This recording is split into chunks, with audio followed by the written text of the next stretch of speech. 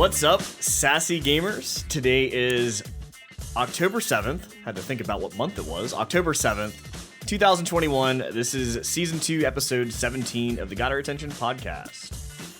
Joining me today, as usual, we have Brian, Kelly, and Bruno, the unicorn. He's here. What's up? In the studio. What's your new nickname, the unicorn? Thank you. Thanks. Oh, thank you. I sometimes I do have a big nose. No, that's for Devour, Bruno. We actually captured him and brought him in. He could not report from the field anymore. We had to bring him in. He's got too much news to just report on, and he has to turn that's it in. true. It's like a quest. You have to go out, you have to do it, and you have to come back. You can't just stay out. Or it for just my grand defeats voyages. it. Yeah. So, yeah, cool. Yeah. So, a lot of security things going on this week in the news, which was kind of wild. First off, we were hit with some of the bigger social news, and then we heard some other stuff that hit us later, which was also crazy, but we're going to cover all that. But before we do that, of course, we have to go to Kelly's Creepy Corner.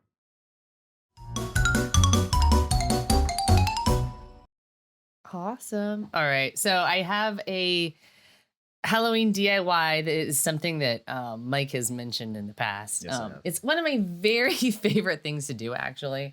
And my daughters really enjoy helping me. It is, excuse me, it is gluing cockroaches and spiders to my Dead, sink. fake cockroaches and spiders. Let's make sure that's no, clear. I keep them alive and I torture them. That's what I do. So then it's acceptable. Then it's okay. So I get these very realistic cockroaches from these ones. I think I got at Spirit Halloween, actually. Don't stick that in your mouth. Don't do it. I know. It creeps me out. Yum, yum. Yeah. And the easiest way that I have found to do it, that my husband cannot stand because I actually put it on the paint on the walls and stuff, is using hot glue. I've used lots of other adhesives. Hot glue is actually the one that works the best. So you usually paint especially all of your on the walls porcelain afterwards as well? Yeah.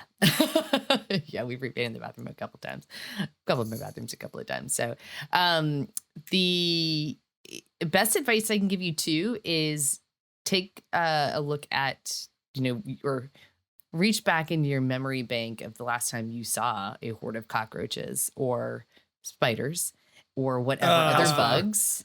Yeah. Never. Yeah. And think about think about the way that they move. So movement is like a really big thing when you're trying to right? So you could put all the cockroaches in one, a big line, but then it doesn't look realistic. So think about where they're coming from. So if you look at, and I'm not actually done with the spider one yet. I needed to get more spiders. And I actually have another bag of cockroaches. So I'm technically not done. I know. So what I usually do with the cockroaches where the spiders are, for those of you who can actually see, is I've got a little vent in the bathroom behind the pedestal sink, and I make the cockroaches or the spiders start crawling out of the vent. So think about, the way that they start and the way that the movement would be kind of gathered in closely, and then they start to spread out, and then they get more sparse as you sorry, I'm realizing how ridiculous I sound. It's pretty ridiculous. They get more sparse as they start crawling away, right? You can see that they diverge. Yeah, they start to diverge. And then you always have like one or two that goes off and does their own thing. I actually have a skull that has the mandible actually moves, and I have that sitting on top of my faucet for the green bathroom, and the water spout coming out of the mouth. So I've got a cockroach sitting on there, and I actually have two on the mirror as well. But one thing that Mike has mentioned in the past, I always put I always glue one cockroach to the underside of the toilet rim. Mm-hmm. So that when guys have to lift it up to do their business, and I like to put it where I think their hands go to, so they can like feel the cockroach, and then when they realize it, they kind of freak out. So that's a little tip and trick from Kelly's Creepy Corner. So I was looking over at the stream and I was like, what the hell is creeping me out so much? Because like, okay, yes, there's cockroaches and there's spiders there, and that's enough to be creepy as it is. I get it. But I was like, but they're not moving. It's just a picture. Also, well, I'm like, what the hell's creeping me out so much? And then I realized it was the bubble coming out of our mascot's mouth and floating up that was adding movement. Oh, in my peripheral that was freaking me the hell out. Yeah, that'll do it. So there's a question. Also, where the hell have you been hanging out, Kelly, that you see like natural patterns of cockroaches moving around at that mass? That's Kelly's got a really sketchy backstory. Like probably a troubled past, like a D&D character who comes from a terrible dark ghetto.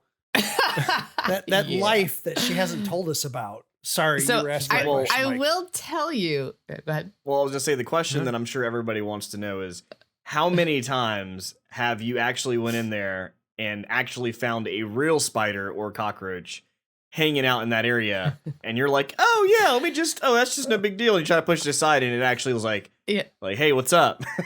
No, I'm on my back. I'm dying. It has happened. It definitely has happened. Because they're typically like on their back, and in those like types of areas is where you find them.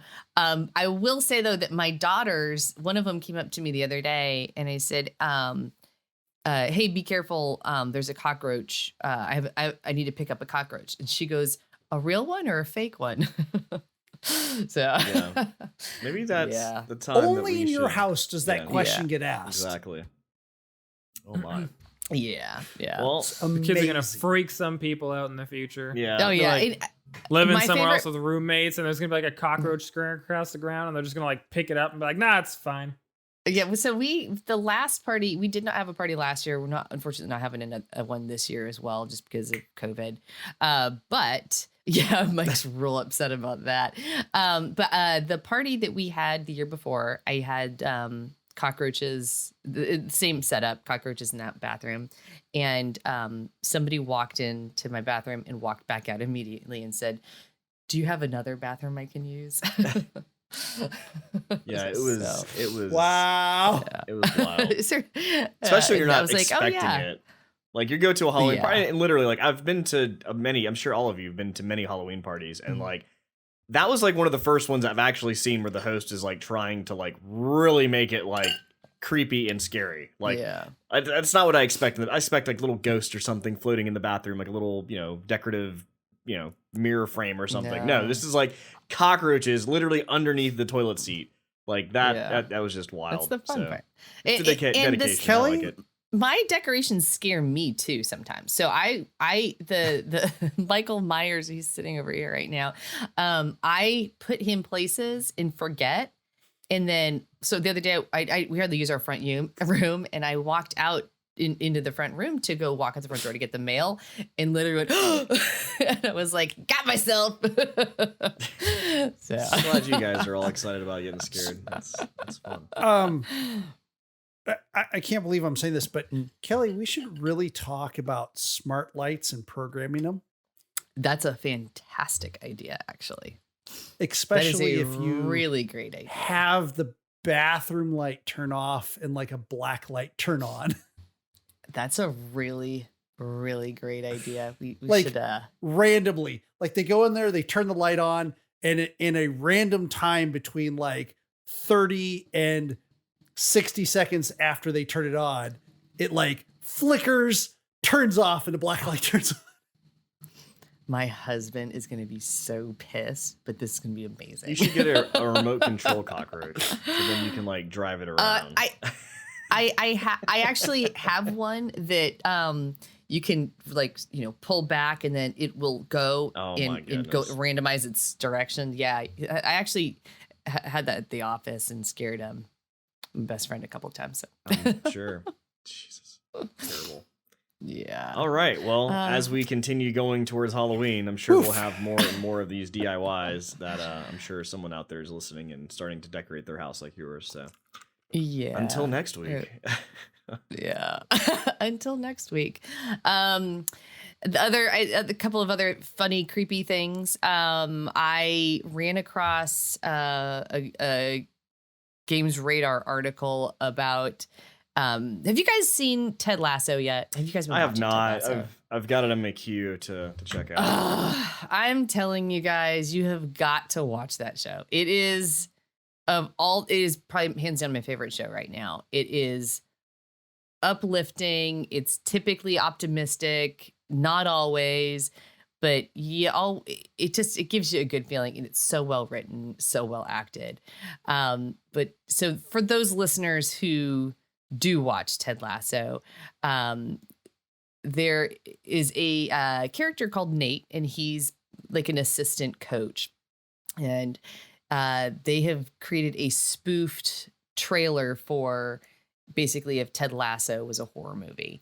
And all of these really sweet, loving characters, they take these things out of context, the way that they splice everything together, and it's pretty hysterical. I'll post it in our Twitter and see if I can post it in our other social media forums. But it's pretty funny. If you like Ted Lasso, you should definitely check that out.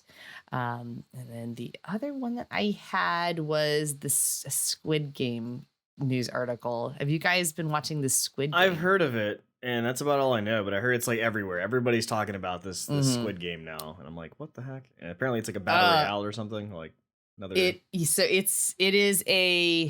on Netflix. It is a Korean series. You should definitely check out. The premise behind it is that there are these people, and I'm not spoiling anything. This is all stuff that's in the trailer and all. The premise behind it is that they've gathered up a bunch of people who are like severely in debt, and they say, "Hey, we're going to play these games that you used to play when you were a kid, and whoever wins gets all this money, and you can pay off all your debt plus have all this other money." So the first game that they play is red light, green light. So everybody knows the premise, red light, green light. You know, when you say green light, you get to move. And then when you say red light, you have to stop. And if somebody moves after the person leading the game says green light, they're out. So they tell them that if somebody moves, that they will be eliminated, but they don't say what eliminated is. So they've got this gigantic, creepy doll. And she has this childlike voice, and she says, you know, green light, red light. And she looks around, and if you've moved, her eyes turn red and you get shot instantly. So they recreated a life-size version of this and put it in front of a mall in the Philippines, and to catch people who were jaywalking. So apparently this is a thing here. And so she would turn her head around, and if she saw you, her eyes would turn red. You would not get eliminated. But it was kind of like twofold. It was promoting the series, and it was also stopping people from jaywalking. If you watched the show, it would have stopped me too. Hunger Games meets Fall Guys. Yes, exactly. Yeah. So do you know where the term jaywalking comes from? I do not. I mean, Jay. Jay was a derogatory term, not quite racial, but it was not a very good term to refer to someone. Oh, and the automotive companies perpetuated the use of the term jaywalker to make people really unhappy about people using the streets, which primarily streets were for pedestrians. Yeah. And wow, you always had to, like, if you hit a pedestrian, it was always your fault. Like, it was the main thing. And so they kind of like turned the whole concept around and perpetuated the use of some of these terms and stuff like that, that changed people's perspective to where, like, oh, well, you were crossing where you weren't supposed to. Of course you got hit by a car. That's your fault. Awesome. And also, granted, this is when cars were very, not quite as common. So yeah, the cars should have been safer and should have been more aware of their surroundings at that time. Now, yes, when you got things like freeways and very busy streets, well, yes, we do have to have particular. I'm not an advocate of just straight chaos of the Running people over jumping out people? the damn street or Pretty anything. chaos. Well, I like I think some we've got chaos, enough but not that chaos. Chaotic good. Yeah. But yeah, it was a nasty term to refer to someone as a J. The more you know. Yeah, no, really. Yeah. Need to get that added too. I'll actually credit that was one of Adam's Ruins Everything's. So I love that. I love Adam. Yeah. So Awesome. I'll give him credit for some of that little bit of knowledge that I kind of know, but not too well. Nice. And now we all know the origin of jaywalking. And Do now with that which Well, you at least will. the term. we get And how into to- our main news stories of the week. Yeah, on to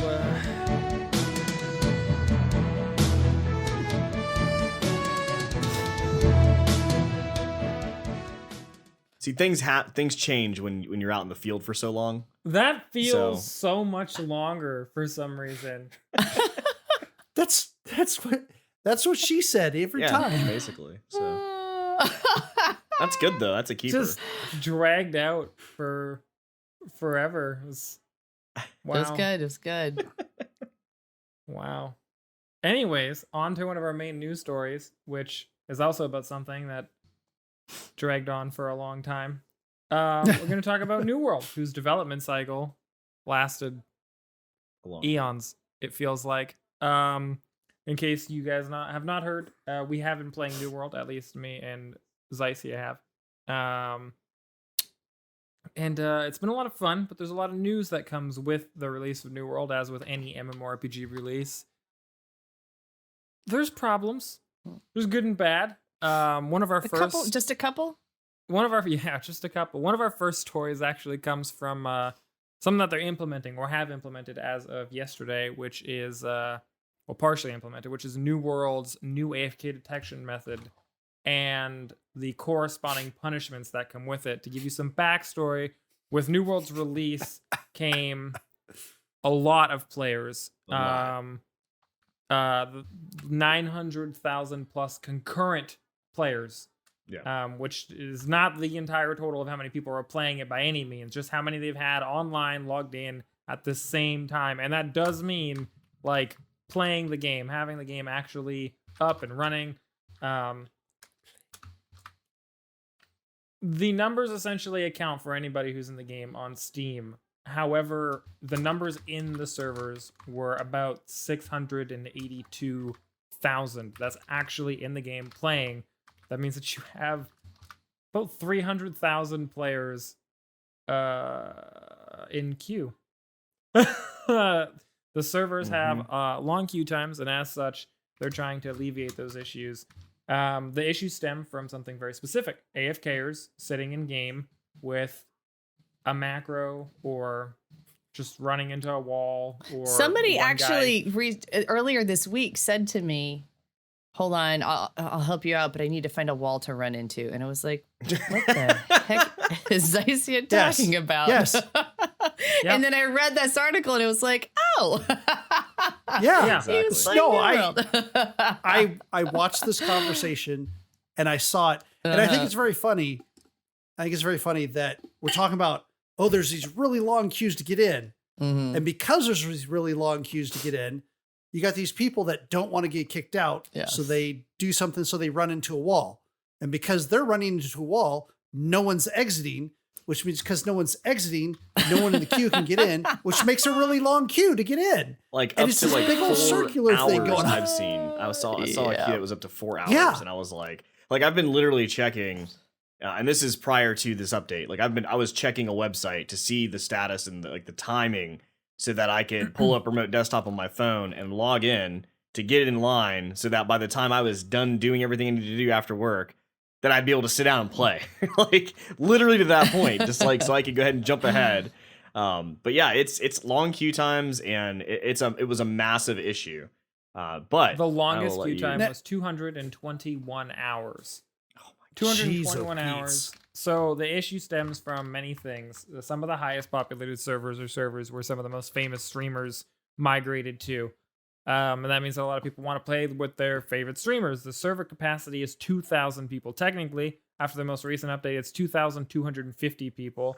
And they have 690 servers, which is a lot. They spun up, I think, 270 new servers since the launch of the game, which is ridiculous.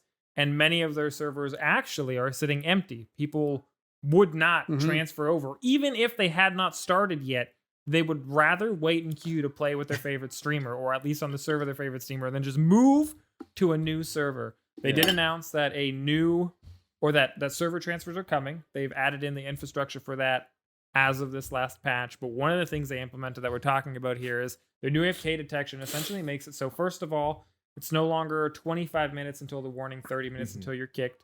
It's now 20 minutes until the warning, 25 minutes you're kicked. And it will also register if you are just essentially... I believe that actually changed again. It's at 15 now and 20 when you're kicked. Like I saw 15 and 20 when you're kicked.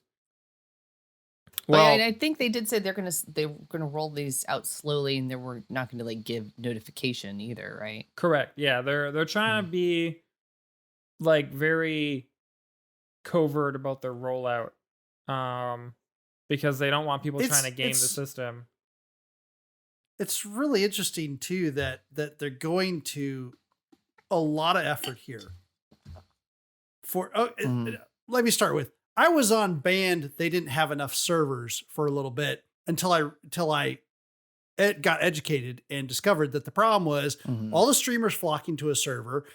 So everybody's going to those servers, which is causing the long queue times. No one's logging out, which causes the queue times to get even longer. And then no one's going to these empty servers. So it wasn't a server problem, right? Like Demiran said. Shouldn't be. It's Amazon. And now, again, Demiran said, they're doing this great thing. They're trying to detect someone who is doing a macro to run into a wall. And we all started talking when he was going to say that, if they detect that you're using a macro, they're going to take further, they're going to flag you and take further steps. But even with all that, this is Amazon. Amazon made this game. Yeah.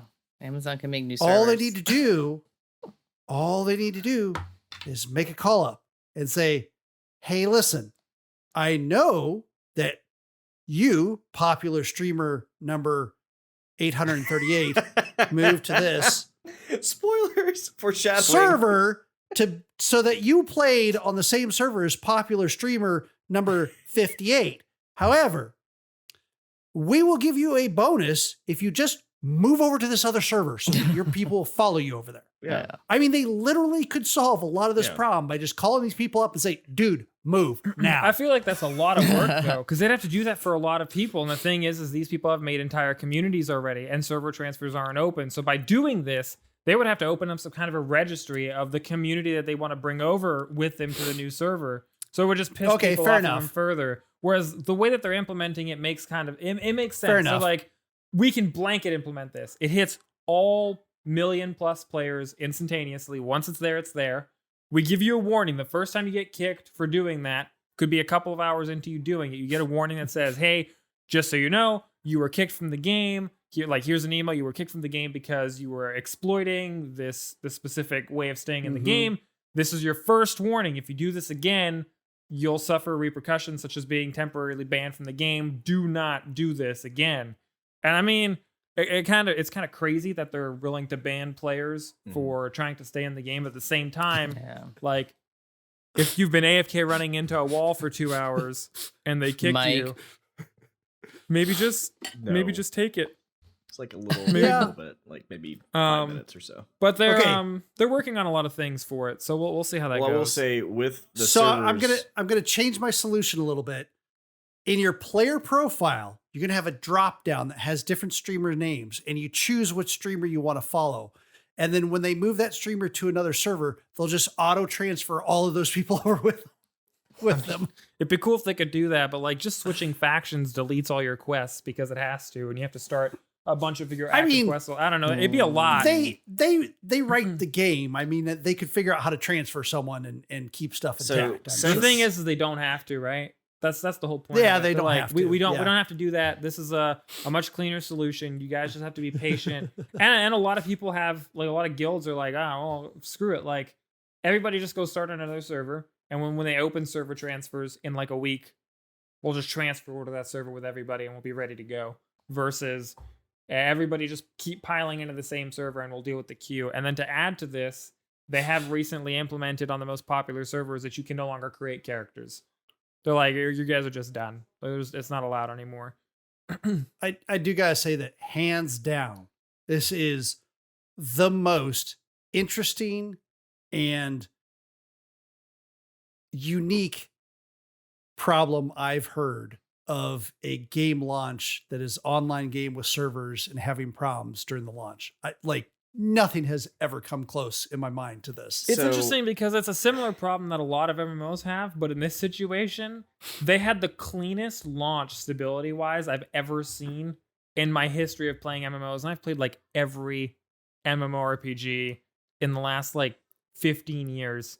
And never once have I seen an MMO come out where like none of the servers crash, but they still have all of the corresponding problems with players not being able to get into the game.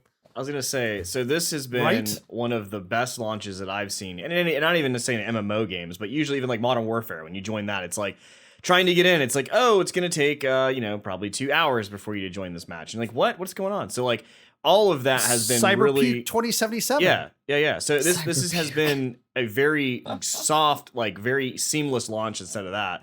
But yeah, That's like the true. issues aren't really the servers. I mean, this is Amazon we're talking about, right? AWS, like they can spin up any server they want to, and that's literally not been the issue here, which is usually the problem. Is usually we don't have enough server capacity, so we're gonna have to up the servers. But what I will say, one word, Crucible.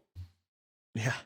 But what I will say is, since they rolled out this update yesterday, I haven't had an issue logging into the server that we play on at all. Oh, really? Like even at night, like I checked I think it was on Tuesday when we were doing Game of the Moment. I just wanted to see what the queue time was. Just in case. See what the queue time was. And I looked and it's like, no wait. And I'm like, what? Like, no wait. Like they've actually corrected in the sense where I'm actually able to log in anytime I want to at this point. Which has been super helpful. So once the server transfers do happen, that'll also alleviate a lot of this too. But I mean, ultimately all the bugs, like I know there's probably some out there. I haven't really ran into anything. Like I really haven't ran in, and I'm disclaimer, I am not an MMO like person that's been playing for a long time. Like I've tried a few. This is the third one I think I've tried ever, and probably out of the whole total hours I've played, maybe like less than 20 of all of them. And I'm really enjoying this one. Like I've mentioned before, like there's a lot of like things that are just quality of life that are very nice, and then just like very simple kind of things that are like just easy for me to like pick up on. So like all of that's been really fun, and I'm excited to see where this kind of goes. Like the faction stuff to me now, I'm getting like super excited about, because like that, I guess we could talk about more of that later in what we've been playing, but it's been very interesting to see with all these things. And one of the other things, go ahead. Wait, I do love hearing that Zycia loves this particular MMO. It's the first MMO he's really gotten into. And a lot of things I've heard about describing this MMO is that it's a wolf hunting simulator and a resource gathering simulator. Which is there crafting involved? Oh, there's definitely some crafting. So there is a lot of crafting. How much wood? A lot of fishing. Oh, there's a lot of wood. And you can't just cut down any wood. You have to have the right skill to cut down the heavier wood. You can even get fancy axes that like one of the perks is you have like a 20% chance to cut down an entire tree in one chop. Yeah. So Amazon spent millions to find out how to get Mike to play an MMO. I know. So and they have succeeded. So with that, one of the other things that's been happening is just like any other game, there's obviously people who try to exploit the game outside of just the AFK running, which is really trying to get around an issue. But one of the other things that we found is that there's people already like farming, like they've actually created bots to start farming for fish. Because there's certain particular fish that you can get that are worth a lot of money and a lot of points and things that they've actually created bots that have started fishing. And literally you can tell because they don't move for one. They never leave the spot they're at. They're there for hours and they're constantly I know lots of fishermen like that. Yeah. Just to be clear. Well, no, like they don't literally move and they constantly cast and retract because they know exactly when they're going to catch the fish they are looking for. So they instantly keep going until they get the right fish, and then they fish it, and then it comes out, and they get it. Is the exotic fish? Yeah, it's like an exotic fish, right? So all of that's been happening, and one user actually got like hip to this, was like, I could tell these are all bots. So what he actually did was he ended up going in the woods, got near a boar, and basically kited it all the way back to these players that were these bots that are sitting there fishing, so that they got close enough to the bots to where they would start attacking the bots, and the boars would end up killing. That's how he got back at them. It was like how he was able to get rid of these bots, because there is PvP in the game, but you have to turn it on. So like you can't just like turn on PvP and start fighting somebody and turn it off. Like you have to like go into a town, turn it on, leave and do what you're thinking, and then you have to come back and turn it back off if you want to turn it off. So you can't just like pick and choose. Yeah. So with that was a pretty unique way to do that. For those that are wondering too, why you would go to all that trouble to get fish, is because New World from Amazon, my understanding it's $40 on Steam. Correct. Is that correct? Yep. Wait, it's an MMO with no monthly. Yeah. Which is another reason I'm playing it. $40, and you can play it as much as you want. However, it is heavily financed by in-game, what's the word I'm looking for? Clothing and cosmetics. Cosmetics. Cosmetics. Thank you. I don't know why I spaced on that. So it's a lot of in-game cosmetics, and depending on how their economy works for trading and other things like that, there's reasons why you would set up a bot to do that, because you can either pay for other things that way. You can actually launder money that way. Interestingly enough, Awesome. Depending on how you do it, on how you can trade things, because you could set up account like send me X money and I can send you this, and so yeah, the trading is actually really neat too. Like I'm kind of liking this stock market trading that we have going on in the game too, but that's a whole other conversation. That's actually let's talk about that one next time. Yeah. So it's shocker. Mike's involved in some stock market. Yeah. So ultimately, I'm enjoying New World. That involves wood. Yeah. Yeah. I'm enjoying it. There's been a lot of things coming out, and obviously we'll see some new news coming out for this game. I'm not saying we're gonna make this like a weekly update or anything, because I'm sure it'll eventually some New World news. Off, but ultimately, it's been a pretty successful launch, I will say. Like, it's not Amazon's first launch, but it's definitely the most successful that they've had. So that's it's pretty good. We can call it the first real launch. The previous ones didn't really get anywhere. So actually, interesting enough, the weekly New World news from Zycia. Yeah, no, from Devour. So there was actually another article that I did read. I forgot to put it in for the news today, but there was an interview with the CEO of Amazon now, and they were asking him about how the game was doing, and he was like, yeah, it's been a successful launch and everything. It's been really, really exciting to see, blah, blah, blah, blah. And that the comment was that like, wow, maybe the gaming space is what we really should be focusing on. And that will be very interesting to see if they actually start trying to make, more games and actually pour in the money and hire their developers to come in and start doing that, because they're starting to see that, man, they really could make a lot of money off this game. Not even just from the game, but also from Twitch, from people playing the game and all that other fun stuff. So it's really interesting because, if they actually invest in this game and continue to release expansions along with the integration of Twitch Prime into it. With Twitch Prime right now, the way that they have it set up, it looks like monthly you'll get 5,000 item mall points and a cosmetic set. At least if this first month is any indication, because this first month is an entire set of pirate gear to make you look like a pirate with a pirate emote and 5,000 item mall points, which buys you about half of another item set in the item mall. Arr. So that could be another reason to entice people to invest time into the game, because if they're there every month, they're just getting free stuff just for being there, which is kind of the same way that Epic Games and such bring people back to their platform month after month after month and get people to spend money on their platform by giving them free stuff. So, it makes Prime look more valuable to people who no longer see the benefits of it as like Prime shipping, because Prime shipping kind of sucks now. But people like Prime Gaming, they like being able to give subscribers. Honestly, I got something overnight. It was like 4 hours later we got something. Like I had something. I got something at 4:30 in the morning. They delivered it. 4:30, they were like, "Here's your stapler that I ordered." I'm like, "What?" There are some things He about needs Prime it that still now, do that. guys. Yeah, it's I don't weird. know, It's man. the weirdest things that you order that come in like at 4:30 in the morning. But like something I really Yeah. need, it's like, oh yeah, it'll be here like 3 weeks from now. Like what? Oh, and there's I another love story. the fact that you're excited by that, and then to me that's years old. Well, it doesn't There's, happen all the time. Like they announce that, but it doesn't always happen. There's another small story that popped up. If you guys remember, we discussed quite a while ago now, a full beta ago, that New World was killing GPUs. Yeah. So that's resurfaced again. People are still saying Row. New World is killing GPUs. To clarify, it is still happening. People are still seeing that happen. Granted, much less now than before.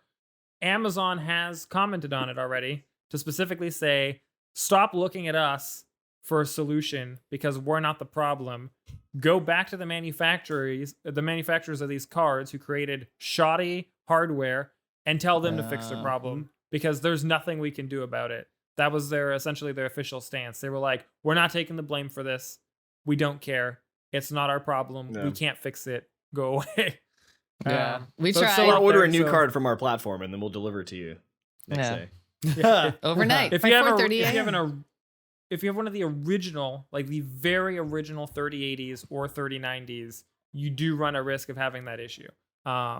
If you have one that came months later, more than likely you do not have a risk of running that issue. Yeah. And the last time it was EVGA 3090s specifically. And they stated too that it was a small batch of 3090s that they had that had substandard soldering on it. So they at least stood up and said, yes, this is a manufacturing defect on our side. And they are holding true to that this time around as well. But it doesn't sell as well to say EVGA owns up to their problems with continued issues on their cards versus Amazon's New World murders people's GPUs after 5 months of additional testing where they did nothing. That sells a little better. Well, there's also an article I And saw tells recently. gamers to go pound sand. I saw an article recently that was like Shroud's PC caught on fire because playing New World. And what it was is that his APC unit in the background basically caught fire and had nothing to do with his PC or the game, but like they spun it that way. And I'm just like, really? Like, come on. Yeah. So I mean, they're gonna get news. It's just how it works. So New World causes couple to get robbed in the middle of the night by armed gunmen. with a spear. Exactly. Son later grows up to fight crime. Whatever. Oh, right. Yeah, really. Gets shot in the back alleyway. Anyway, so interesting enough. So if you are a social media fan or a person that uses one of the many social media things that are all owned by the same company, Facebook, so Facebook, Instagram, WhatsApp, this week you had a bad time because Facebook went down, I think it was on Monday or Tuesday, for 8 hours. They were down for 8 hours. Wow. And I say down, like you could not get on the website or any of it. You could not go there. It's not like it was just not loading. Like, no, nothing worked. It did not exist. For It was almost broke. 8 hours. And obviously most people were very upset because how else would you get your news, right? I said, I was like, Wow. I was talking to my friend. I'm happy to say I never noticed it. Yeah, I actually didn't I notice. I noticed the articles about it, but I didn't actually notice it. Oh man, I it's been didn't nice. either. My friend said, "Hey, have you been able to get on Instagram today?" And I was like, "No, I haven't tried yet." And she was like, "What about Facebook?" I was like, I don't get on Facebook ever. And but my husband does, and she's like, apparently there's something going on. And then she starts looking it up, and she's like, "Oh, I guess Facebook's down." I was like, "Oh, well, that's why my husband's taking a nap. He has nothing else to do right now." But that's the thing is, and of course, with all of the cyber risk things that are going on in the world right now, immediately people turn to, because like even recently, last week we saw one of the huge telecom companies like getting DDoS attacked. Like, so there's things that people are thinking like, obviously someone's taken out Facebook, like someone did us all a service and like took them out. And well, someone did do us a service. It wasn't exactly as planned as they thought. So interestingly enough, they announced, I think it was today, they put out an article and basically stated that It was actually internal work that caused their outage during that time. They had planned to do some DNS changes on their side, which was typically something they do, I think, pretty frequently for this type of work. But what ended up happening is there was a certain script that we're supposed to be running to do certain changes. And with that, there's an audit tool that they use as well to make sure that whatever's being implemented, doesn't fail. Well, problem is, the audit tool also had a bug. So the audit tool didn't find the issue. So they implemented the issue and took themselves out of the data center. Like their whole connection to the internet was completely severed. And it's a lot worse than that. I'm sure Bruno can fill you in on the actual worstness of how bad this was, but it was pretty bad. Yeah, according to what they said, essentially they made a deep network router change that when they didn't catch it, it being down, the devices it failed to couldn't handle the volume that was going through it. And as they crashed from the additional volume, it cascaded until it spread across their entire network. And to clarify, saying that it just brought Facebook down, Facebook's network extends far beyond what is just Facebook. It covered specifically the larger networks is Facebook, Instagram, WhatsApp, Oculus, and Messenger. Right. WhatsApp being the most popular of all those services, actually, in terms of communication. A lot of countries use that as almost like a primary infrastructure means for people to talk to each other. So entire countries lost their main methods of communication. It's wild. For 8 hours. And the issue was it compounded so heavily that they eventually had to bring down everything. The whole network had to be completely shut down. Outside communication into the network had to be blocked so that they could slowly bring the network up in tiers until everything was back up and running properly, and then slowly allow specific applications access back to it piece by piece, ranging from the lowest volume application to their highest volume application. So it was like a whole 8-hour miserable endeavor. I'm glad that I was not on that call or involved. Yeah. Oh my God. I would love to be in that The fly on the root wall. cause analysis meeting with Zuckerberg, where he wants everything in detail. And oh man, how are we going to prevent this in the future? And not using nice words. You mean Except while he's on the screen, except that because wouldn't he's just happen like a robot? because Yes. he has no emotion. So there'd be no bad words, no emotion. That's He would true. just be like, what exactly happened? Please explain to me how this in 25 characters or malfunction. less. Who should be terminated? By the way, have you seen Eliminated. the Squid Game? Exactly. I only want answers via Facebook Messenger, our official communication method here. I expect all of you to be on the meeting via a Facebook portal. Thank you. Yeah, exactly.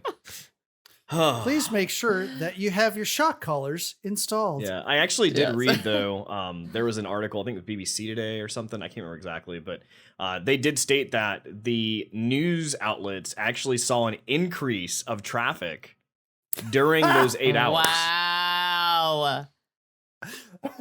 Of course they did. So I mean, you got to think about it, right? Most people do get their information Oh. off of like really Yes. bastardized articles.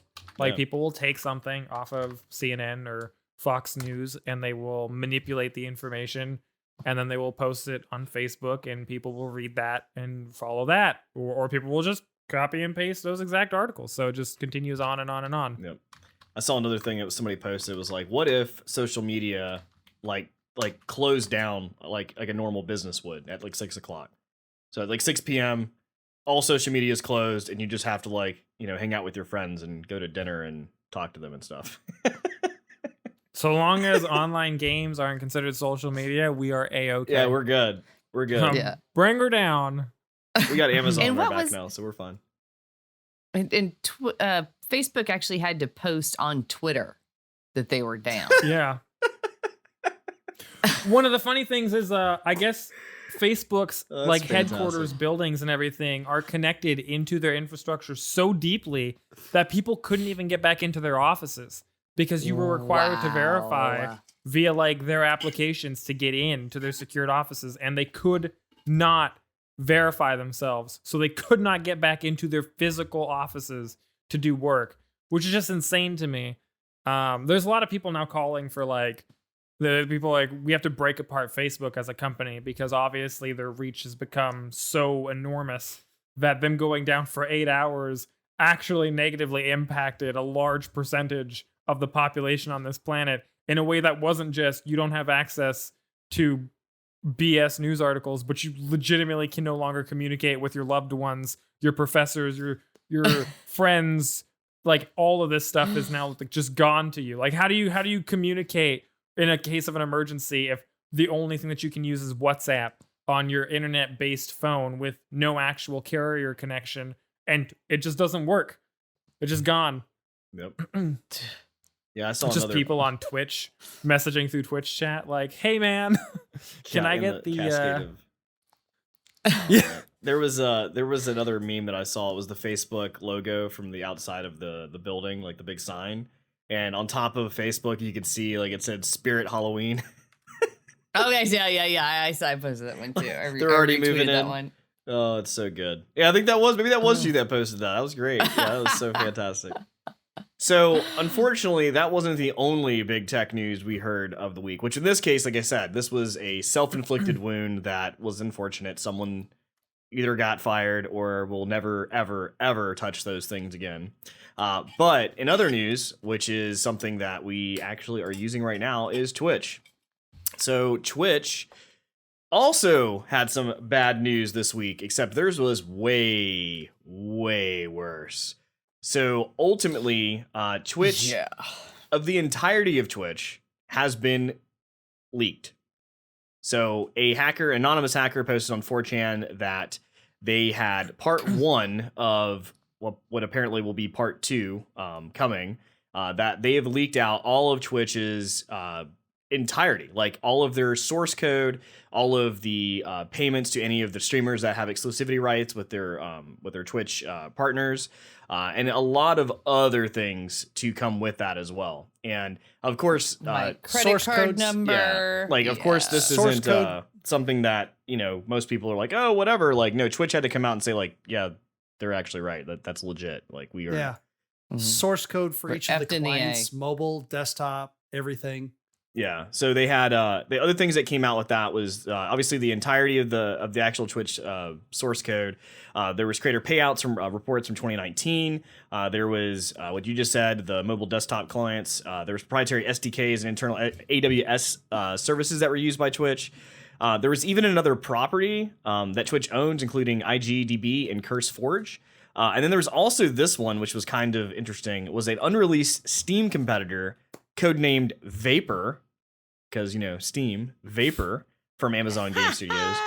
I see what they did there. Yeah, and then Twitch internal red teaming tools, which was actually supposed to be what they were going to do to prevent hacking and stuff.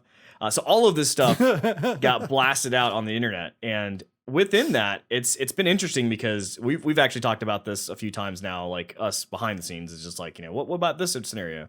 And because everybody's talking about, well, what happened is the partners, their payments got released. And the whole big thing with the way that the partners get paid is the exclusivity rights. They have exclusivity contracts that each person, and I'm pretty sure they have to sign NDAs with this too, but they can't speak about what they get paid for or what they get paid for the deal they've made. And there's always been rumors, there's always like these rumors of why people have been, or what they've been paid and yada, yada, yada, and why people have been banned, which the people were talking about. Maybe Dr. Disrespect will finally find out what happened. But all of these things are there, and someone actually on Reddit posted all the information they found. They put it into a spreadsheet and they ranked it from the top paid person all the way down to like the very bottom partners. And it's pretty crazy to look at the numbers of people that are streaming get paid. Like it's like the top streamer, I remember when I looked at it, was Critical Role, which Critical Role is a group. It's not just one person. There's a group of people. It's kind of almost a business. Like at this point, they're so big and popular with their D&D and all the other things they do. Like 9.6 million. Okay, so that's not too crazy thinking about like a group of people. But like that's a lot of money. Yeah, it's a lot of money. But you're thinking like Shroud, who's like actually ranked 25, who makes like I think it was like 6.8 million or something like that. And you're like, what? Like that's crazy. And he's 25. It's interesting. Shrouds was actually 2 million on Twitch. Oh, it was 2 million. But Sorry. One of the crazy factors about this is those spreadsheets is just the data specifically for subscribers. Yep. Not the contractual payouts, not ad revenue, not donations. It's just subscriber-based payouts. And it seems to be the subscriber-based payout post deductions and things like that and fees. So it's the raw amount that they made off of that since August of 2019 until present day. Right. Oh, and interestingly enough, Dr. Disrespect's information does not seem to exist anywhere in those files, which almost makes it seem like Twitch expunged Dr. Disrespect's information from their material. Because we're talking, these people got the source code for Twitch, got information for streamers that have not been active in a long time.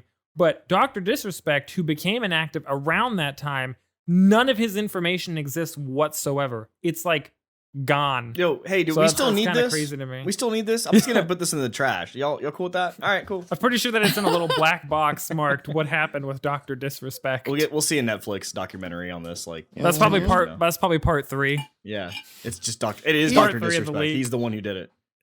Yeah, He's behind it. I was gonna say he funded them. Dr. D funded them. But yeah, so there's a lot of crazy news that came out of this, and we're still learning, obviously, new things. People obviously, one of the first thing was you have to change your password. Make sure you change your password because all of the passwords apparently have been compromised, even to the fact where friends of mine that are in the security field, they're even the 2-factor authentication, you should probably change your password and look at that and make sure that you'd figure it out. So I'm just I don't even know, what to do. So it's if you had 2-factor authentication, you probably should still go change your password anyway. Because people can do what they even call, I think it's called a SIM hack or something like that. I think it's SIM swap, SIM hack, something like that. But basically they can call the carrier and play really dumb and really say I need access to this account because of blah, blah, blah. And the person on the phone, they basically just stronghand them until they, they say, okay, fine. What's the phone number that I need to switch this to? What's the SIM card number? Blah, blah, blah. And they'll just do it. And then, of course, they have access to your account. So usually in banking, they see some stuff like this for hacks. But I think, but yeah, one of the most interesting things coming out of this is definitely the politics behind it. Watching the different responses from different streamers throughout the course of these leaks has been amusing. For example, Critical Role was having some issues today and was making it to the front page of Reddit because for whatever reason, where some streamers are just taking it in stride and they're like, yeah, that's how much I make. I've never hidden that I make a lot of money. Yeah. Obviously, I'm very profitable. I have tens of thousands of viewers all the time. I don't care that you guys know you guys are my fan base. If that changes how you want to donate to me or subscribe to me, perfectly fine. You support me how you choose to support me. And I don't think, from what I've heard, Critical hasn't come out and said anything different. But what happened is that people started to question, well, we give a lot of money to them via subscriptions and donations. And there's been commentary made previously about, hey, make sure you subscribe if you enjoy our content. And that's something that gets reiterated really frequently when they do stream on Twitch. And some people were kind of a very small portion of the community were kind of that's kind of annoying that they even ask considering how much money they make. And the rest of them were yeah, whatever, shut up. It's not a big deal. But then the mods on the Critical Role subreddit started deleting these posts and removing people. And that specifically caused a massive shift in the way that I saw people talking. It went from just a couple of random threads where people were being idiots about it to some seriously large threads of people being hey, you know what? I really wanted to support them, but screw them. Their mods are deleting posts for no damn reason. It's not like they can't talk about this. The cat's out of the bag. If it wasn't a big deal, nobody would be trying to censor it. Why is anybody trying to hide this? And this was as of 4 o'clock today, so I don't know if anything else has come out. But it was just really interesting to see that dynamic because then you have other streamers like Shroud or Ludwig. They literally fell victim to the Streisand effect. Yeah. That's ridiculous. Yep. They tried to cover up something they didn't need to cover up. Yeah, and they called more attention to it by trying to cover it up. Yep. And it's exactly that. Number 6 on the list is Ludwig. Ludwig is a former, somewhat professional Smash Melee player who has been credited for improving the Smash esports scene. He does a lot of tournaments. He's a large streamer. He does just chatting, Among Us, etc. He's number 6 on the list at like, I don't know, 2.8 million or something, or $4 million. I forget the exact Something amount. That's in a the lot millions. of money. And people like commented on it, and he was like, "Yeah, I make bank." Are you kidding? And he was just making jokes about it. He's like, "I'm number 6," and he was like making jokes against other people. He was talking to like number 487, and number 487 on the list said something to him, and he was like, "Did I speak to you, number 487? I don't think so." Like, just joking around about it, like. And that's like, streamers that are handling it that way are kind of like just going straight under the radar. Nobody cares. Like, whatever. Some of them have answered like, "Hey, we understand that you're angry." And some of them like, "You guys have to think about it in like a plain way. We show our subscriber counts on a monthly basis on our stream. So you can get a general estimate of how much money we're making month to month and kind of figure out how much money we've made since August of 2019. It's like, if you really think about it, you could go back to like 2017, 2016 and figure out how much money we made all the way since then. So like, this isn't a secret. It's just something we're not directly allowed to talk about because we just can't per Twitch rules, but it's not something you can't directly find out if you really wanted to try. Just now it's there. So some of them are like, screw you. If you have a problem with it, you can go screw yourself. I don't care. This is my living. But other ones are like, we don't want anybody talking about it. Come into my chat and mention it, and you're banned.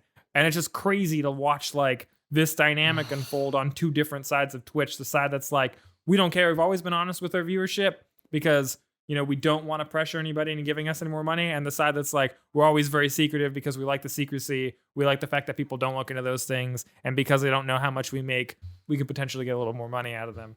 So I'm curious to see how this unfolds. And moreover, some of these big streamers want Twitch to be held accountable for any damages or losses that they might suffer from the fact that Twitch's leak happened, which is fair because what people are saying now is what Twitch did, there was no red flags at all, which means that something bad was going on at Twitch in the sense that their security was pathetic to begin with. Yep. To get all of it. I did see that To they get all had a of posting it. for a security engineer out of one of the Twitch offices recently. Don't take that job. That's a trap. No, I'm not doing that.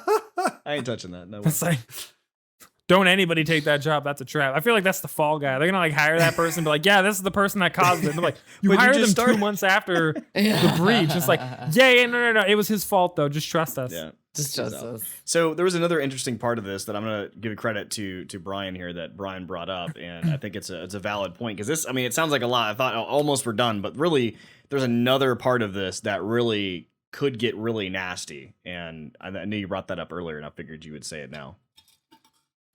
Say it. Well, a lot of this is about the incomes, but some of it's also about the fact that the source code got leaked.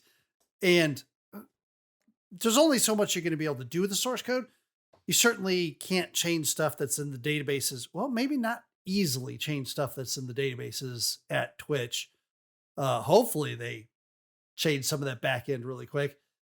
But there might be things that they can do with the source code to redirect things in such a way that they can possibly funnel funds away. I don't know enough about it. We were talking about before the stream and some of the ideas I came up with. We talked it through, and Devour shot it down quite nicely. It was very logical. I loved it. But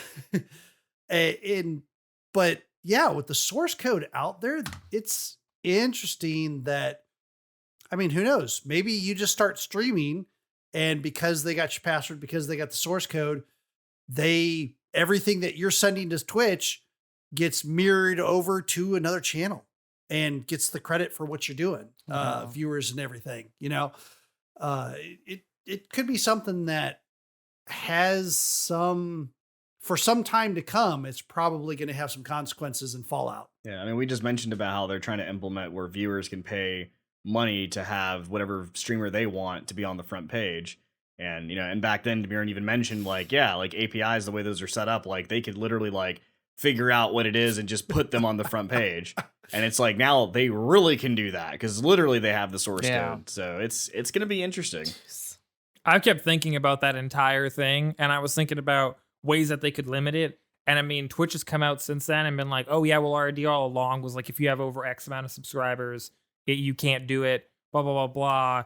or like even viewer count. And then I started thinking of the numbers, and I started thinking about hate raids, and I started thinking about how messed up Twitch actually is, because when they implement that system, so the whole idea of hate raids obviously was like larger streamers sending their viewers to treat other viewers or other streamers like garbage.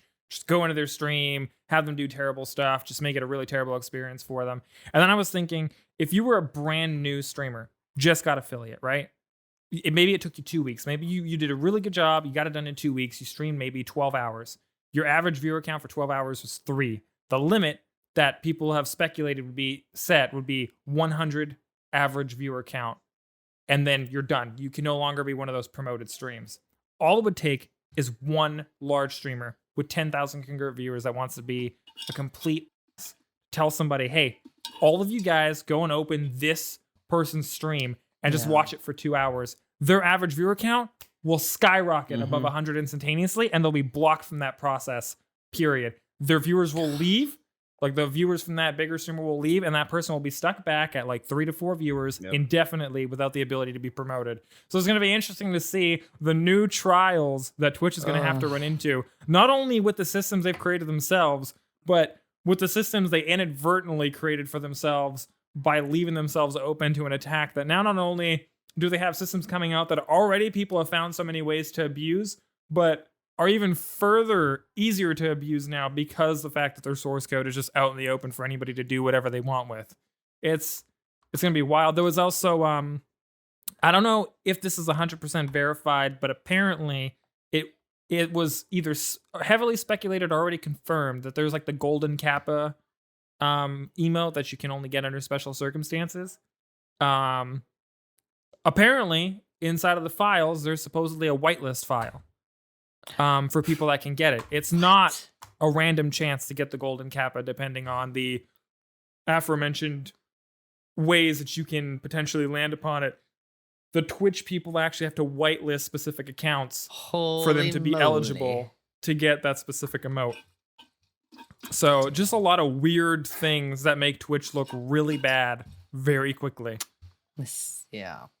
Kelly, save us from this negativity. So we've been talking a lot about the big guys on Twitch. Let's talk about the little guys on Twitch. Vice posted an article. Yeah. Speaking of the little guys on Twitch, all of us. Yeah. Vice posted an article about people who stream to sometimes nobody and who have single digit, followers and single digit subscribers. That I thought was a pretty sweet article. It was people were talking about, why do you do it? Why do you stream to no one sometimes? And it's, there was some mixed emotions there. Sometimes people were like, sometimes it does get me down that nobody's here, but then I just think about how I want to, it's the game, the game is really it. And then others were saying they streamed and they really liked having the smaller audience. It got them a little more connected. They had, more intimate discussions. I am paraphrasing. I'm not quoting, but more intimate discussions. And it's something that they looked forward to, after a really rough day, streaming to just a couple of people, talking to just a couple of people, really kind of made their day. I mean, it makes our day. Oh, and I'll give you a quote. Yeah. I'll give you a quote. And again, this is fully credited to Vice.com that you should go check out the article. It's a wonderful, long I'll post the article on Twitter. Yeah. And we'll see if we can't put it into the comments or the description as well. But I loved one of these, which was talking about this gentleman who is a hip hop artist in the New York area, Brandon Aull, Aull. His Twitch user ID is all that. It was super cute handle. I liked it. Yeah. Yeah. And he was talking about how he averages like 3 viewers per stream. He's like, and he says when people show up and they start chatting, he goes, sometimes we just have wine nights. Yeah. And I started reading this and I was like, oh my God, this is Day Drinker. because he says he gets quoted as saying, let's say the deeper into the bottle we go, the antics, the requests, and the chat get pretty ridiculous. And I was like, oh my God, it's Day Drinker After Dark. We should have a wine night for sure. DDAD? Yeah. Right? Oh my gosh. There was another person, Limp Wrists. She was, that's her Twitter handle, or Twitch handle. Sorry. She, another one light of those. Up wrists. A couple of light up wrists. Sorry. Yeah. Light up wrists is very different from limp wrists. Oh, sorry. Awesome. So no disrespect to light up wrists. Clearly I need my glasses. So light up wrists said that there was a stream that she was doing and people just, came in and started harassing her, and to the point where she had to stop her stream, and she posted on Reddit about the incident and just how upsetting it was, and she doesn't doesn't have a big audience to begin with, and she got so many likes that the next time she got on Twitch, she had new viewers, and they had a great conversation and cool correspondence, and it was like a really positive reaction, positive aftermath to the awful situation that she'd found herself stuck in. So yeah, it's I mean, we all know, we've been there and we still are there. We're in the single digits typically live, and then even outside that we may hit the podcast for double digits maybe.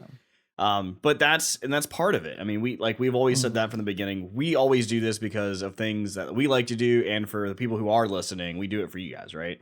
So I mean, that is kind of how it starts. Like, you have to do it for yourself, and if you don't want to do that, then maybe this isn't for you. Like, you're not going to just be famous and just get all these viewers by just not doing anything. Like, you have to start from the bottom, and that's just how it goes.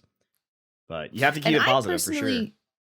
Yeah, I personally love when I go to watch a gamer stream something. I like to go to the one who doesn't have many viewers, because it's a more like they were saying, it's a more intimate experience. You can ask a question and you don't get lost in the chat. There's nothing that annoys me more than jumping into a highly viewed Twitch channel and it's going so fast you can't read any of it. Yeah. Like, I don't know how these streamers keep up with it. First of all, they don't. It just boggles my mind, and I'm like, this is not fun for me, So I prefer the smaller. Yeah, I agree. Smaller streamers. It's always fun to see other people that are out there doing their thing. Even though a popular game, like you scroll to the bottom and you're like, okay, maybe 2 or 3 views. All right, let's see what they're doing. Because usually they shouldn't have less than 2. Like, if they have less than 2, it's because they're not even sure what they're doing. Because you can always have 2 by having your browser up and your phone on. Like, that gives you 2 right there. So like, if you're viewing 0, that's because you just don't know what you're doing yet. So if you're trying to stream, disclaimer, that's how you do it. The bots show up. And then the bots, you'll get random bots that do show up that add in. We got a bot! Yeah. So. Well, cool. That has been the news, big news at least for the day. And give us a few minutes, listen to a word from our sponsor, and we'll be back.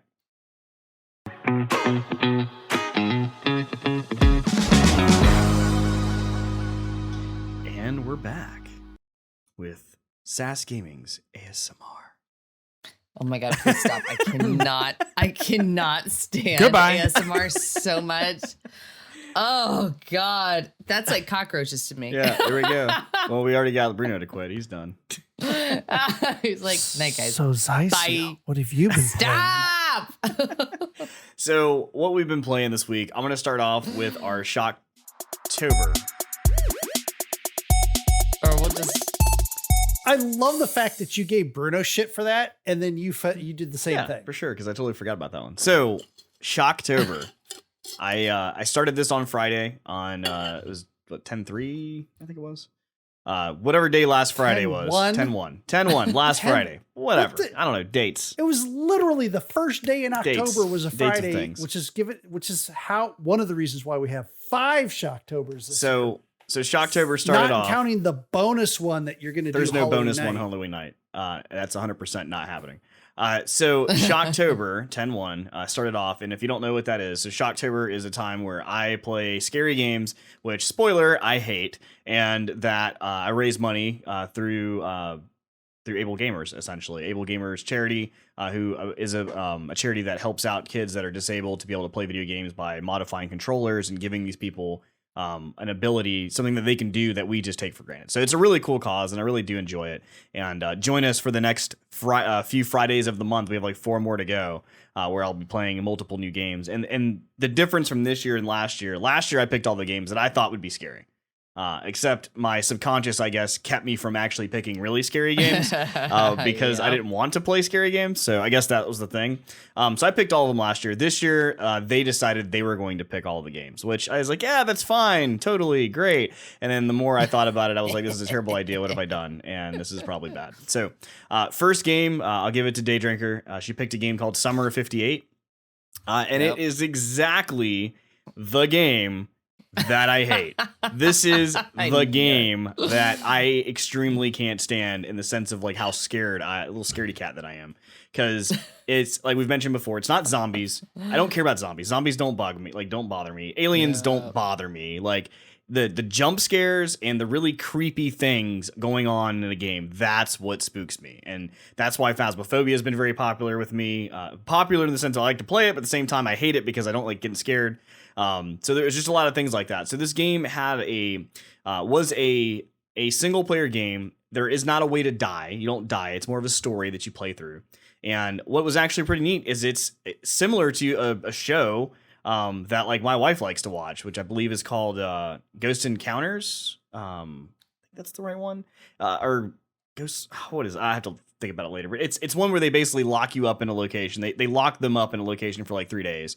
And the two are Paranormal Investigations, I think, or something like that. Okay. Yeah, but they get locked up in a place for 3 days, and they just stay there, and they hunt, and they do all the different research. They're trying to find out what's going on there.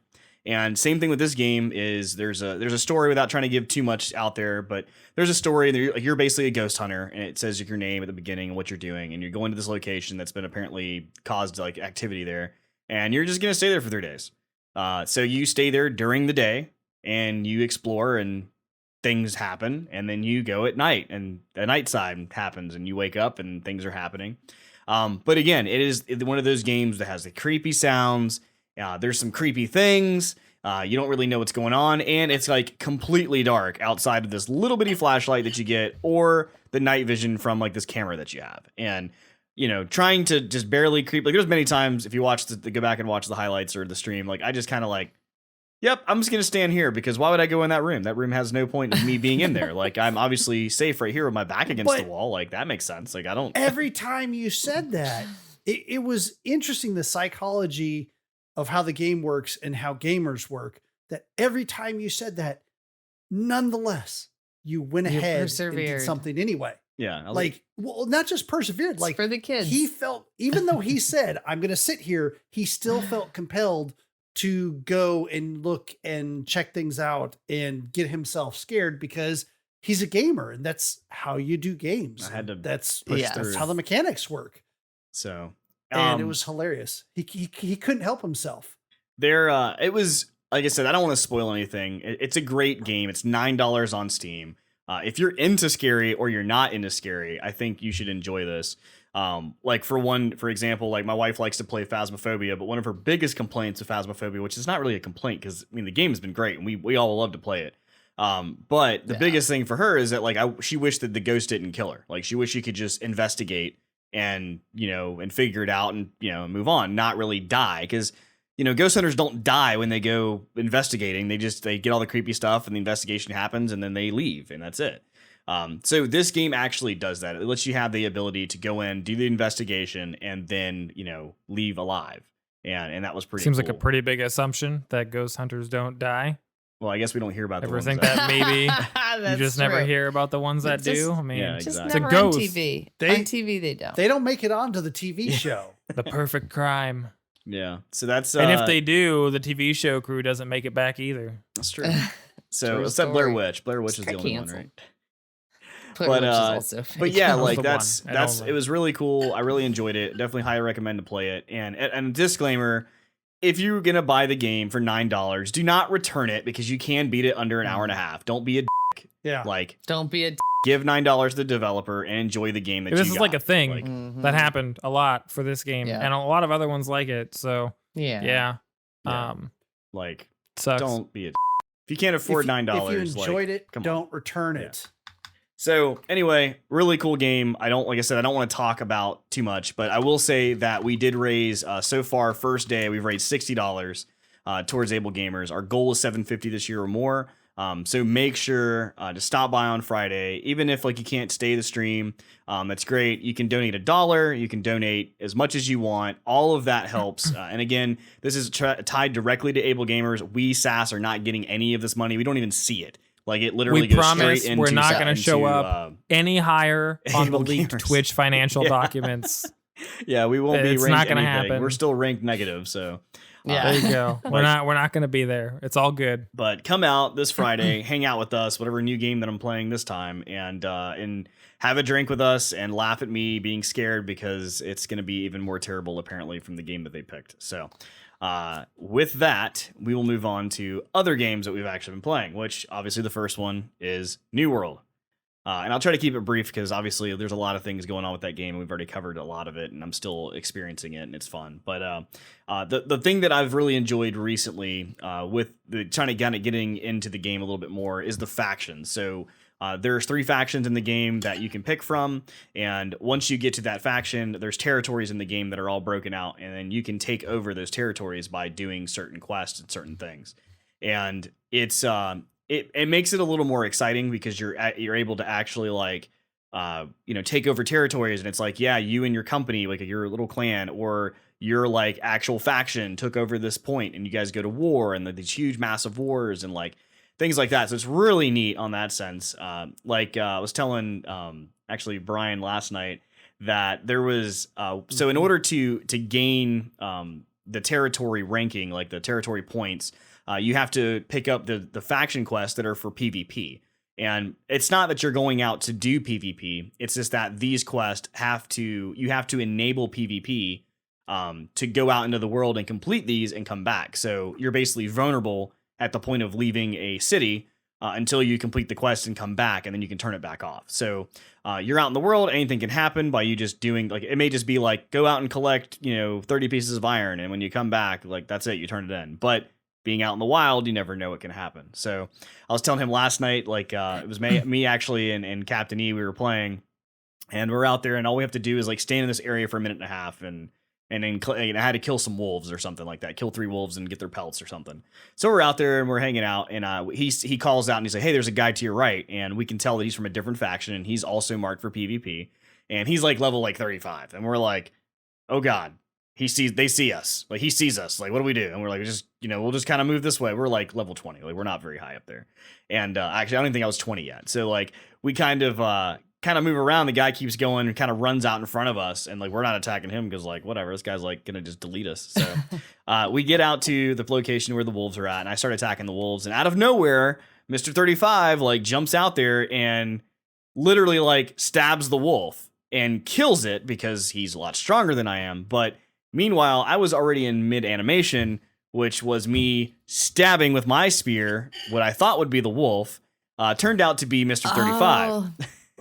So Mr. 35 like looks at me, and like I do the Like, little emotes. WTF? Yeah, and I do the emotes, and I'm just like little thumbs up, and he just kind of looks at me, and he just like starts like shifting all his weapons around, like he's like doing this like thing, quick draw kind of thing. And I'm like, yeah, he's about to delete me. And as Captain E says, he made a strategic retreat. He left. He like literally just ran back. He's like, I'm out. I'm gonna go turn this in. Like I'm not fucking around with this guy, right? And so the guy looks at me, so I do another move. Abandon you. And he abandoned yeah. you. So I do Strategic retreat. yeah.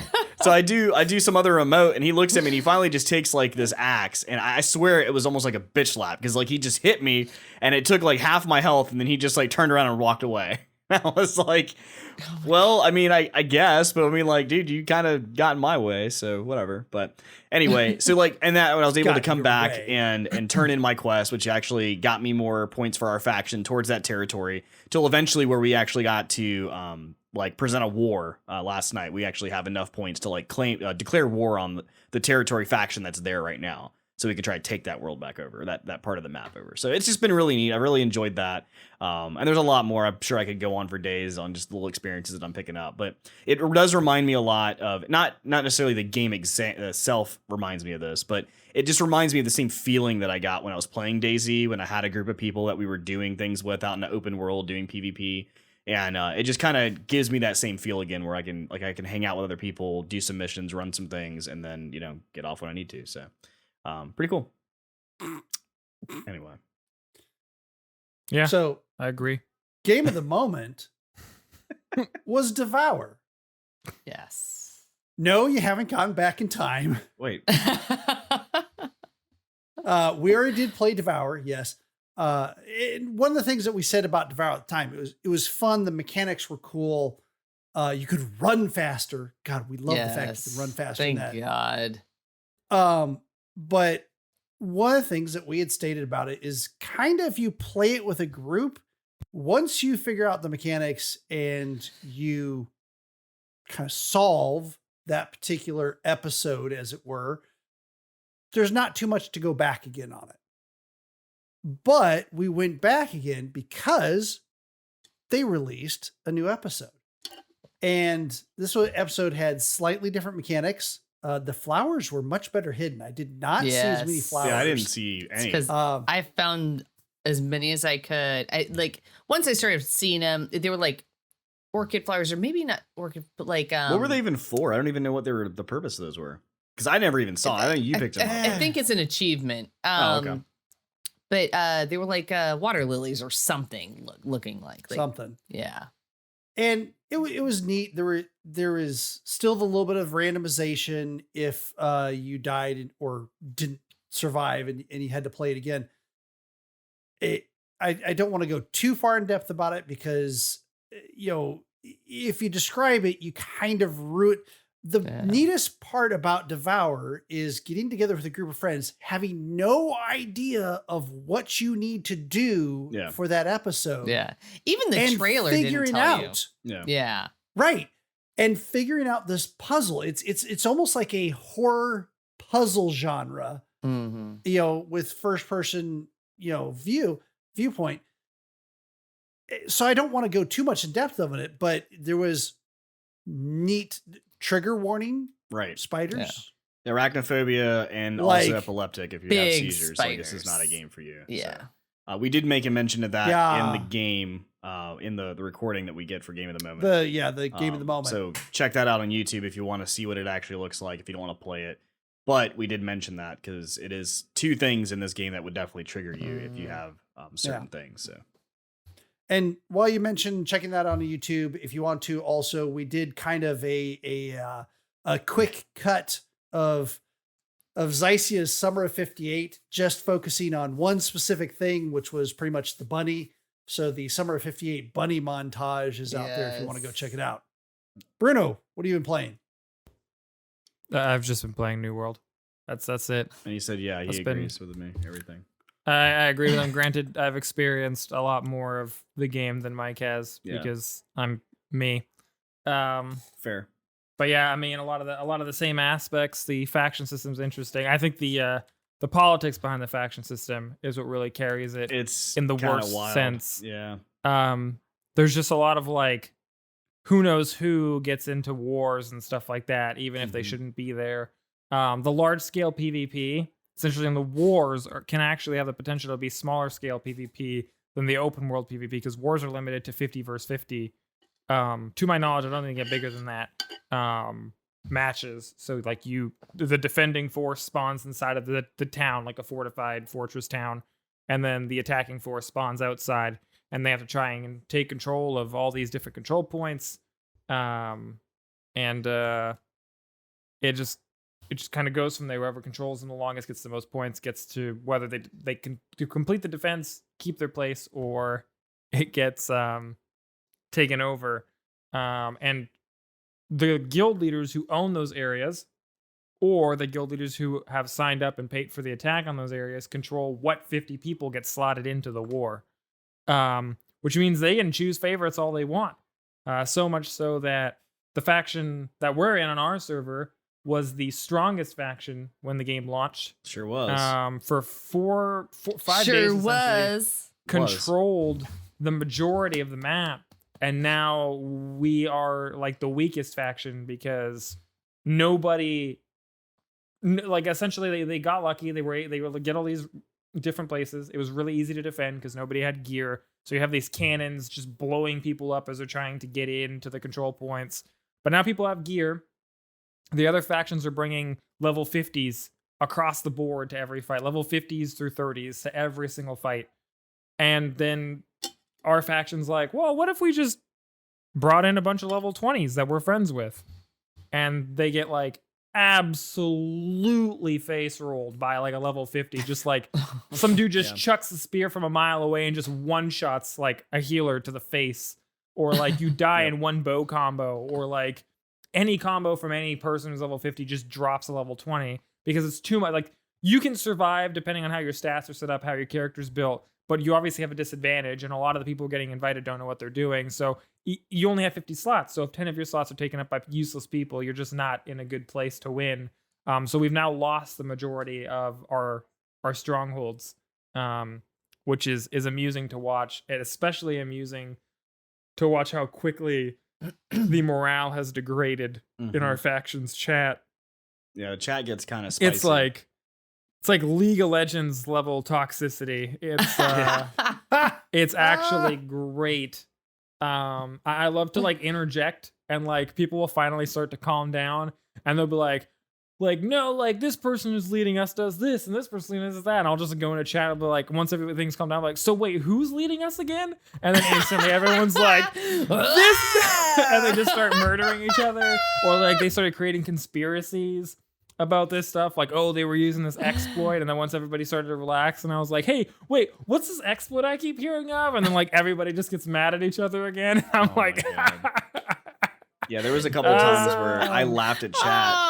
I looked at chat and I read something. You guys need to start streaming this. I know, right? There was something that I looked at chat and I read it and I was like, oh my God, that's hilarious. And I was like, Bruno, listen to this. And I tell him, and I look down at the name, and it's Bruno. And I'm like, oh my God, that was you that said that.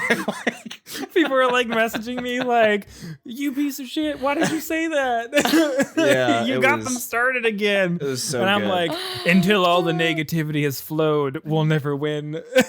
That's so funny. Somebody was like, don't bring politics into the game. And I was like, the leader of the opposing faction's name is Bernie Sanders. Obviously, the only way for us to win is if we disband the syndicate and form the Republic and make Trump our leader. And they're like, shut up. And I'm just like, no. But that's the dynamic to the game. There's a very heavy social aspect ingrained into it. So it's been very interesting to like. Chat has said that watch. I think Bruno is Sith, verified. Yeah. Oh, you think I'm Sith? I'm definitely Sith. 100%. Oh my God. Super funny. Yeah, he's literally got. He has it. He has, yes. Yeah, he's definitely the red. But the social aspect's crazy. The dungeons, which I've gotten to experience multiple of now, are interesting, actually. The first dungeon's pretty basic. The second one has like laser puzzles. So there's like moving lasers that one-shot you, and somebody can carry a wand that blocks the lasers, and everybody has to kind of walk with them to playing the same game I'm playing. Nah, yeah, it's weird. I'm out here hunting and fishing. He's like, I'm just trying to beat these bots to get these exotic fish. I know, like that's all I'm worried about. Right I'm now. excited to see where it goes. And I haven't even bought a house yet. I have enough money saved up to buy technically 3 houses. I just haven't spent it yet. You know what? You have 3 co-hosts. I mean, I literally took the first 1,000 that I had and threw it into the guild just because YOLO, and then I got yelled at for putting that much money in because they were like, "We had it at 420.69. How dare you change that number?" We did. We had it at 420.69, and he just came in and ruined it. Trying to help out the guild, and they are just. This is why we can't have nice things, Mike. I know, apparently. Jesus. The only way that you could have done that, Mike. and it would have been acceptable, is if you had made the number read 42,069, because then it would still be 420.69. Yes, but you're not rich exactly. enough yet, Mike. Yeah, I'll work on it. Mike, you know what? If you can't run with the big dogs, I know, apparently. stay on the porch. So, But it'll be it'll be really interesting to see where it goes. They've released the first patch as we discussed earlier, so the PvP has been great. The PvE has been pretty good. I'm really excited about all the different weapon combinations you can use. So yeah, I don't know. It'll be something to play for a while, at least until Endwalker comes out, and who knows, maybe Endwalker will come and I won't be interested in switching over. Mm. so what about you, Kelly? What have you been playing? I've been working hard Okay. to find your next Shocktober game. Oh, great. I'm glad you're doing research. Yeah, and I think I found it. And I think it might, in some respects, be a little bit scarier than the first one. Oh, great. Are you sure you want to pick this one then? Because, I mean, it sounds like you're not very sure. Well, while I am still doing some research, this is research I believe in. And I also, with research, you have multiple trials, right? So there are 3 Shocktobers that we need games for, because the 5th one will be Phasmophobia single player mode. So therefore, I'm just going to go out on a limb. I'm going to say, since I've got 2 others that I can help contribute some sort of research to, we're going with this one. It is called Find Yourself, and it is also by Amica Games. And also by who? The same company? Yes. Yeah, the same studio. Yeah. So it great. Lots of jump scares again. Yeah. First person jump scares. You ain't gonna die. It's this one plays on your phobias. So, being afraid of the dark, what happened to you as a child? Do mannequins scare the poop out of you? Stuff like that. So, I think in clowns, do you like clowns, Mike? I don't care about clowns. I think I see what you guys are doing. Okay. You're really trying to figure out exactly what scares the shit out of me. I think I know. You guys are gonna put me in like a box, like a psychological box, and like tie me up. I'm gonna be like put into a straitjacket. But I think Kelly's been researching the brown note in whether we can pipe that through while you're doing this. Yeah, really. Jeez. I will say it's probably that Ford song that I keep playing. Oh God, please stop. Cue the Ford song. No, don't play it right now. Don't play it right now. I'll move you out of here. So I do want to. I am going to abuse our confidentiality for just a moment, and I'm really sorry, Mike, but I do think it's for the greater good of the public. Oh boy. For the audience, and really for able gamers. And that is that you weren't drinking last time. You weren't drinking when you played the last game. I wasn't. You're right. I was completely sober. Yes, and you did say that when you drink, you get more scared. I don't think that was ever recorded or other. I don't think that's. It was not recorded, which is why I am apologizing. Are you for divulging. sure? Because I think I have a recording of this. Think so. I cannot confirm or deny that statement was ever said. Yeah. If not, I did have witnesses, or at least one. I think that you need to be drinking. I think Put your hair down, Mike. I think I'll be drinking tomorrow. Yes. Okay. But maybe the next Friday, probably not. Okay. Yes, that's totally fine with me.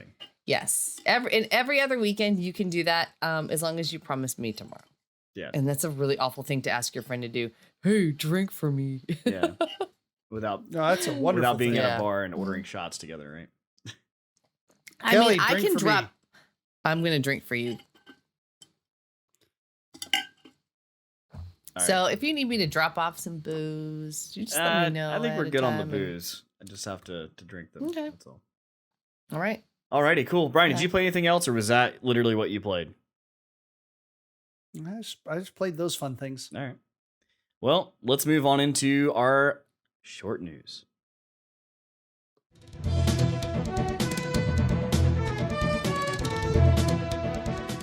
Was that fast enough for you there, Bruno? Yeah. Okay, good. That was good. Yeah. Approved. That was an approved amount of time. Good job. So starting off really quick with the Medium released on consoles and PC. And it was interesting. There's this YourGamer.net article where some people came together and really analyzed it because someone said, that PS5 one looks darker. And they looked at it, compared it to how it was in Windows, because you can change the settings on Windows. So you can really dial it in and try to figure out what they kind of turned off. It looks like they turned off some ray tracing with occlusion on the PS5 that they didn't turn off on the Xbox Series X. And they went further and deeper, like they should, and discovered a couple other things like, well, that's interesting because during some of the scenes, the Xbox is getting as low as like 720p for its resolution because it's a dynamic resolution that it is rendering at depending on how much power it has, sometimes up to 1440p, but the Xbox was like 1620 to 1728, like much higher resolution. When it came down to it, they said not really one is better than the other. It's kind of more like the Xbox had more of the image fidelity looking, whereas the PlayStation had more of the balanced.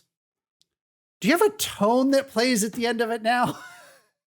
No, that wasn't that. I don't know where that came from. I was wondering if that was you or me. Okay, I heard a tone. I heard it earlier as well. Right as There was that same tone played like 20 some odd minutes ago. That wasn't the same. That was in the Windows sound, but this is a different tone. That was a Windows sound by No, accident. I'm not talking about the Windows sound.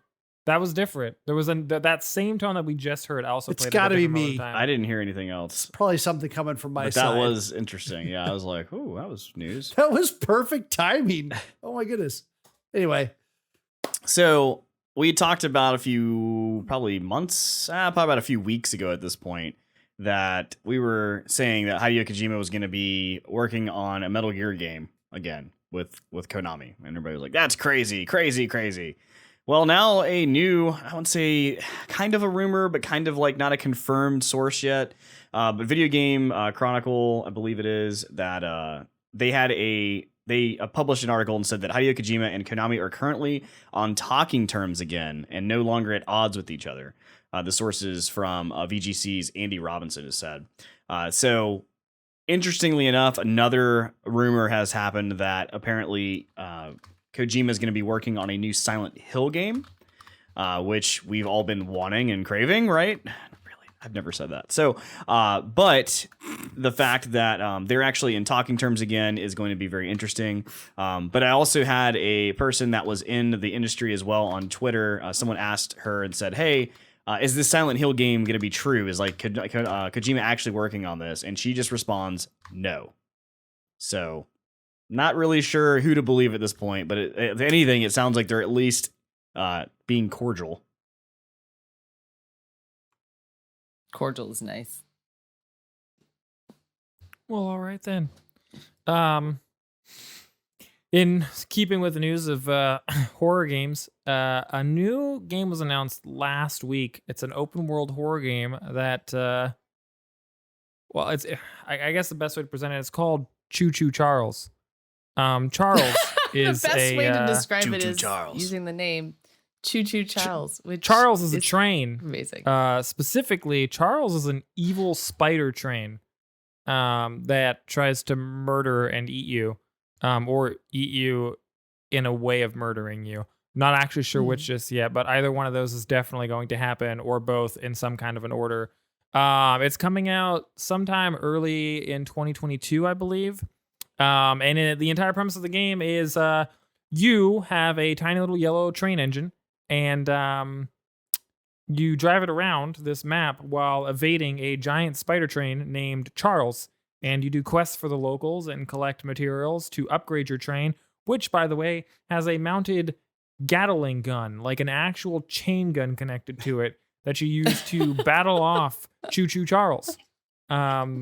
And the exact description, I'm going to run a little bit over on time here, from the developers is, in Choo Choo Charles, you're given the task of eradicating a monster known by the local as Charles. Nobody knows where he came from, but they know why: to eat the flesh of puny humans. You have a small yellow train with a map, a mounted machine gun, and an exquisite collection of bobbleheads on the dashboard. You'll use this train to get from place to place while you complete missions for townspeople or loot scraps from around the island. Over time, you will use your scraps to upgrade your train's speed, armor, and damage. You'll grow your arsenal and hopefully become an unstoppable force ready to take on the great and mighty Charles, the choo-choo train. So I think that is a future Shocktober. I'm stoked for this game and will 100% be playing it. And if it does turn out to be a co-op game, we're going to murder Charles the choo-choo train. Let's do it, dude. Oh my god, man, it looks so great. It's so good. It does. It looks It's so so good. good. It really does. I watched the full trailer. It looks really good. Oh my god. What do you guys consider good? Blessed. So not exactly gaming news, but since we've been talking about them a lot, Jeff Bezos and Elon Musk. Elon just surpassed Bezos as the richest person in the world.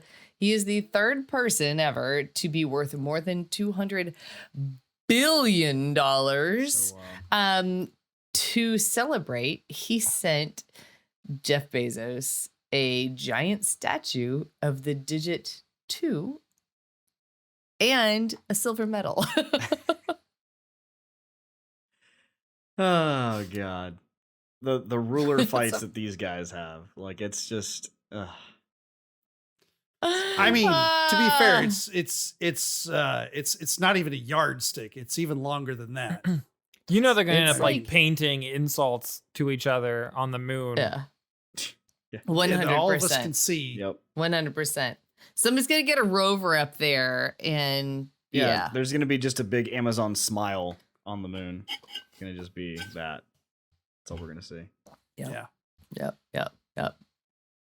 So the International, which is the Valve's annual Dota 2 tournament, which usually brings in a lot of money. It's also very interesting because a lot of the prize money is funded by the fans by buying cosmetics that are only available during the International or leading up to the International.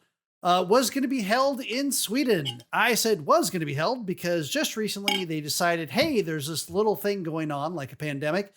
Let's not hold a giant thing with a bunch of people going to it. And they decided to make it all virtual. It was very interesting that they made this decision about 12 days after they started selling tickets for it. But they were pretty cool about it. And they refunded all the money for the tickets that were purchased. Sweet. That's awesome. So that concludes our short news of the day.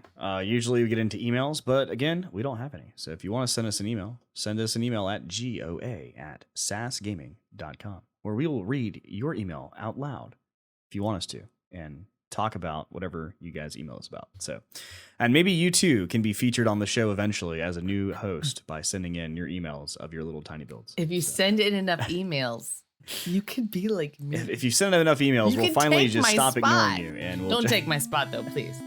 No, it's really cool. But yeah, definitely send us an email. Tell us anything. Tell us what you feel. Whatever. Just do it. So that's what got our attention this week. If you're interested in supporting us any other way than just watching us, you can check out our Patreon, patreon.com/sasgaming, where you can listen to our podcast with no ads, so ad-free. And I believe it's actually not censored too. Is that accurate? I'm not even sure. That's not the case, but that's actually a really great idea. So I don't know. So maybe that's a thing that we can probably implement if you want that. Email us. Let us know if you want that. Do you want to hear me say the F word over and over and over? Not just because you. I can make that happen. No, okay, that's a special podcast. And that would be that'd be like tier 3. That's a very expensive podcast. So Yeah. well, we have that available for you guys on there, along with all of our other content, like the videos that we do, have links to all that stuff too. So if you want to know about anything about us in general, sasgaming.com. That's where you find all of our links, all of our Twitch pages, all of our Instagrams, Twitters, all that fun stuff. But that's basically what got our attention this week. So until next time, we'll catch you guys tomorrow, actually, for Shocktober. So right here on the same channel, 9 p.m. tomorrow. You'll get to watch me scream like a little baby. So 9 p.m. Eastern. 9 p.m. Eastern. Good call. So yeah, until next time, you guys take care, and we'll see you soon. See ya.